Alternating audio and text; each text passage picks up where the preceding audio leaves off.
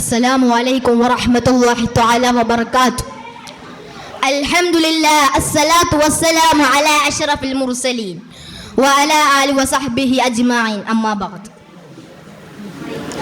ഏറ്റവും ബഹുമാന ആദരവുകൾ നിറഞ്ഞ പ്രിയപ്പെട്ട ഉസ്താദന്മാർ, മാതാപിതാക്കൾ, മറ്റു എൻ്റെ മുമ്പിലിരിക്കുന്ന സുഹൃത്തുക്കളെ, ഞാൻ ഇവിടെ നിങ്ങളുമായി ചർച്ച വയ്ക്കാൻ പോകുന്ന വിഷയം നബി സല്ലല്ലാഹു അലൈഹി വസല്ലമ തങ്ങളുടെ സ്നേഹവിസ്മയത്തെക്കുറിച്ചാണ്.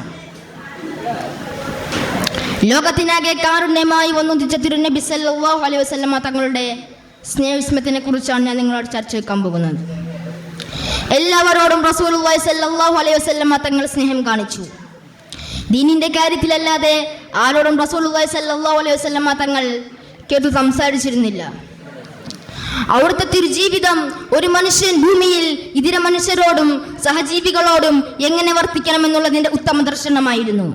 8-ാം വയസ്സ് മുതൽക്കേ നബി സല്ലല്ലാഹു അലൈഹി വസല്ലമ തങ്ങളുടെ സേവകനായും അനുചാരിയായും കൂടെ അടുത്ത് ജീവിച്ച സയ്യിദ് ബിൻ ഹാരിസ് റളിയല്ലാഹു അൻഹു പറഞ്ഞു, ഒരിക്കൽ പോലും റസൂലുള്ളാഹി സ്വല്ലല്ലാഹു അലൈഹി വസല്ലമ തങ്ങൾ എന്നോട് കേർത്ത് സംസാരിച്ചിരുന്നില്ല, ദേഷ്യപ്പെട്ടിട്ടില്ല.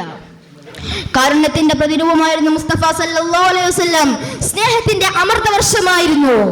മദീനയുടെ രാജാവായിരിക്കെ താനെ വേദനകൾ അനുഭവിക്കുന്നവരെ കണ്ടാൽ ഒരു കൊച്ചു കുഞ്ഞ് കരയുന്നത് പോലെ റസൂലുള്ളാഹി സ്വല്ലല്ലാഹു അലൈഹി വസല്ലമ തങ്ങൾ കരയുമായിരുന്നു. ഒരിക്കൽ റസൂലുള്ളാഹി സ്വല്ലല്ലാഹു അലൈഹി വസല്ലമ തങ്ങളും പേരമക്കളായ ഹസൻ ഹുസൈൻ റളിയല്ലാഹു എന്നവരോടൊത്ത് പെരുന്നാൾ നമസ്കരിക്കാൻ വേണ്ടി പള്ളിയിലേക്ക് പോവുകയായിരുന്നു. വഴിയരികിൽ ഒരു ദുഃഖസാന്ദ്രമായ മുഖത്തോടു കൂടി ഒരു ബാലൻ നബി തങ്ങളെ നോക്കി നിൽക്കുകയുണ്ടായിരുന്നു. ആ ദുഃഖസാന്ദ്രമായ മുഖം കണ്ട് നബി സല്ലല്ലാഹു അലൈഹി വസല്ലം അവന്റെ മനസ്സിലെന്നോ പറഞ്ഞ പ്രവാചകൻ അവനെ എടുത്ത് തിരിച്ച് വീട്ടിലേക്ക് നടന്നതിന് ശേഷം പുതുവസ്ത്രങ്ങൾ അണിഞ്ഞതിന് ശേഷം പറഞ്ഞു, മോനെ, ഇനി മുതൽ ഞാനാണ് നിന്റെ ഉപ്പ. ഈ നിൽക്കുന്ന ആയിഷ ബീബിയാണ് നിന്റെ ഉമ്മ. ജന്തുജാലങ്ങളെയും പ്രകൃതിയെ റസൂലുള്ളാഹി സ്വല്ലല്ലാഹു അലൈഹി വസല്ലം തങ്ങൾ സ്നേഹിച്ചു. പ്രിയപ്പെട്ടവരെ, നമുക്ക് എന്ത് സ്നേഹമോ റസൂലുള്ളാഹി സ്വല്ലല്ലാഹു അലൈഹി വസല്ലമയോടുള്ളത്.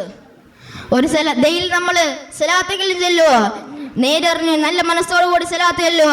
മരിക്കുന്ന സമയം നമുക്ക് വേണ്ടി അവിടുത്തെ നബി സല്ലല്ലാഹു അലൈഹി വസല്ലം മരിക്കുന്ന സമയം ഉമ്മത്തി ഉമ്മത്തി എന്നായിരുന്നല്ലോ. അന്ത്യനാളിൽ അല്ലാഹുവിന്റെ മുമ്പിൽ റൂഹ് വിരിയുന്ന നേരം പോലും ഉമ്മത്തി ഉമ്മത്തി എന്നായിരുന്നല്ലോ നമുക്ക് വേണ്ടി പറഞ്ഞത്. അന്ത്യനാളിൽ നമ്മുടെ എല്ലാവരെയും നരകമോചനത്തിന് വേണ്ടി സുജൂദിൽ കടക്കുന്ന നബിയുടെ ചിത്രം മറക്കാൻ സാധിക്കുക? നബി സല്ലല്ലാഹു അലൈഹി വസല്ലമ തങ്ങളുടെ മദീനയുടെ സാമീപ്യം